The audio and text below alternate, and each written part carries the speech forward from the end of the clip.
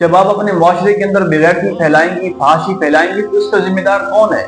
اس کا ذمہ دار پھر آپ خود ہیں۔ اور کوئی بات میں اگر آپ کی عزت اچھالتا ہے، آپ کو تنگ کرتا ہے، تو پھر اس کی ذمہ دار آپ خود ہیں۔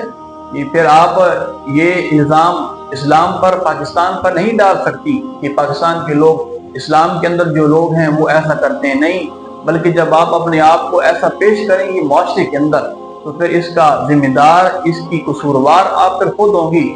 اس لیے میری بہنوں، اپنے آپ کو ایسا نہ بناؤ کہ آپ کو قتل کر دیا جائے، آپ کی عزت کو پامال کیا جائے، آپ کو کوئی تنگ کرے۔ جیسے واقعہ ہوا اسلام آباد کے اندر، کوئی آپ کو فون پہ بلیک میل کرے، اور جب آپ ان کی بات نہ مانیں تو پھر آپ کو 4 دن کے بعد قتل کر دیا جائے۔ اس کی وجہ یہی ہے کہ جب آپ اپنے آپ کو ایسا پیش نہیں کریں گی، جب آپ کھلے باروں کے ساتھ فوش ویڈیوز، ڈانس نہیں کریں گی، اپنی ویڈیو اچھی بنائیں گی، تو ایسے معاملات پیش آئیں گی بھی نہیں۔ ہمارا معاشرہ صاف ہوگا، پاک ہوگا، اور فحاشی نہیں ہوگی۔ اس کی یہی وجہ ہے کہ فحاشی، جو اسلام آباد کے اندر جو واقعہ ہوا، ہماری بہن کے ساتھ بہت زیادہ ظلم ہوا، اس کی بنیادی وجہ یہ فحاشی ہے۔